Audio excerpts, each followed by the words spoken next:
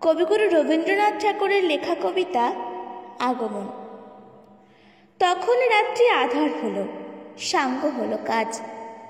আমরা মনে ভেবেছিলেম আসবে না কেউ আজ। মোদের গ্রামের দুয়ার যত রুদ্ধ হলো রাতের মতো। দু একজনে বলেছিল আসবে মহারাজ। আমরা হেসে বলেছিলেম আসবে না কেউ আজ। দ্বারা যেন আঘাত হলো, শুনেছিলেম সবে। আমরা তখন বলেছিলেম বাতাস বুঝি হবে। নিবিয়ে প্রদীপ ঘরে ঘরে শুয়েছিলেম আলস ঘরে। দু একজনে বলেছিল দুধ এলো বা তবে। আমরা হেসে বলেছিলেম বাতাস বুঝি হবে। নিশীথ রাতে শোনা গেল কিসের যেন ধ্বনি। ঘুমের ঘোরে ভেবেছিলেম মেঘের গরজনী।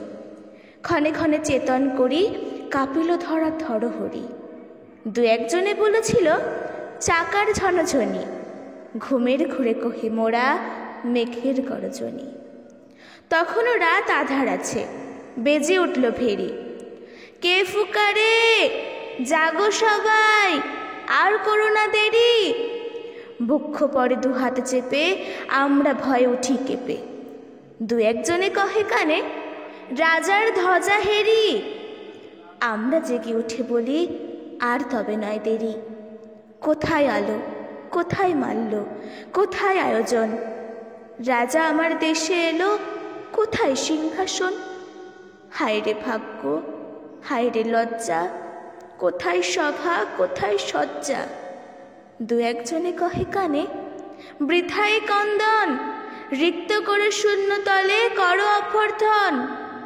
ওরে দুয়ার খুলে দে রে, বাজা শঙ্খ বাজা।